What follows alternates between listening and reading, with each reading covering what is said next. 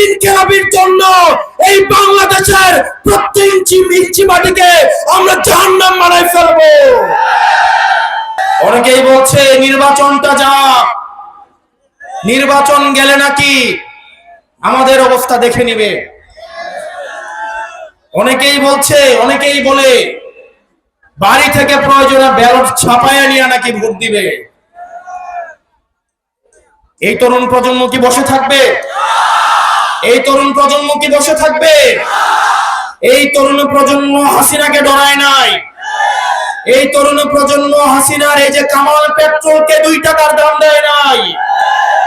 এখন যদি কেউ মনে করে এই অপার যে সম্ভাবনার তরুণ প্রজন্মকে আবার কামান দিয়ে, আবার পুলিশ দিয়ে, মিলিটারি দিয়ে, পেট্রোল দিয়ে আবার তাদেরকে দমন করা হবে, তাহলে তারা ইতিহাসের ভুল প্রান্তে তার অবস্থান নিচ্ছে। আগামী 12 তারিখে আপনারা যারা আছেন প্রত্যেকেই ভোট কেন্দ্রগুলোতে গিয়ে ফজর নামাজ পড়বেন। আপনারা সবাই ভোট দিয়ে এসে বাড়িতে আসবেন, ভোটের ফলাফল নিয়ে বাড়িতে আসবেন। কোন চাঁদাবাজ, কোন টেন্ডারবাজের হাতে ভোট কেন্দ্রগুলো ছেড়ে দেওয়া যাবে না। আমার মায়েরা যারা আছেন সকাল বেলায় আপনারা ভোট কেন্দ্র চলে যাবেন।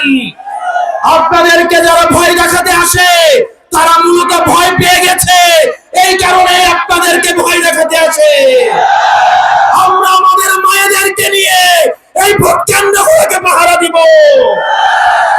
আমাদের ভোট এবার আমরা অবশ্যই দিব। কেউ যদি আমাদের বিরুদ্ধে ভোট দিতে চায় সে যেন নিরাপদে ভোটটা দিতে পারে, সেইটার ব্যবস্থা আমরা করব। প্রিয় বাউফলবাসী, এই তরুণ প্রজন্মের রক্তকে বারবার ব্যবহার করে শাসক গোষ্ঠী বারবার ক্ষমতায় গিয়েছে। এই তরুণ প্রজন্মের রক্ত, এই রক্ত মাখা ক্ষমতা, রক্ত মাখা গদি এই শাসক প্রজন্মের অনেক পছন্দের। আমরা এতদিন শুধু রক্ত দিয়েছি, এখন থেকে আমরা পলিসি নির্ধারণে অংশগ্রহণ করব। অতীতে যেটা হতো, সংসদে গিয়ে মানুষ চুরি করত, সংসদ সদস্যরা সংসদে যাওয়ার পরে চোর হতো, টেন্ডারবাজ হতো, লাইসেন্স নিজের নামে নিয়ে চুরি করত। আর এইবার দেখলাম একটা দলের 45 জন চোরকে আবার সংসদে ঢুকাচ্ছে। সংসদে যাওয়ার আগেই তারা ডাকাত হয়ে যাচ্ছে। আবার ইলেকশন কমিশন হেসে হেসে বলছে মনে কষ্ট নিয়ে তাদেরকে যেতে দিলাম।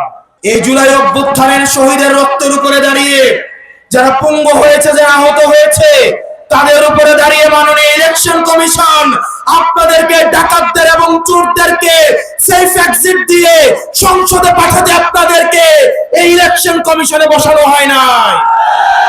আগামী বাংলাদেশ কখনোই ঋণ খেলাপিদের হাতে উঠাই দিব না।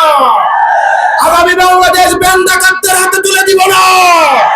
ব্যাংক ডাকাতদের জন্য, ঋণ খেলাপির জন্য এই বাংলাদেশের প্রত্যেক ইঞ্চি মাটিকে আমরা জাহান্নাম বানায় ফেলবো।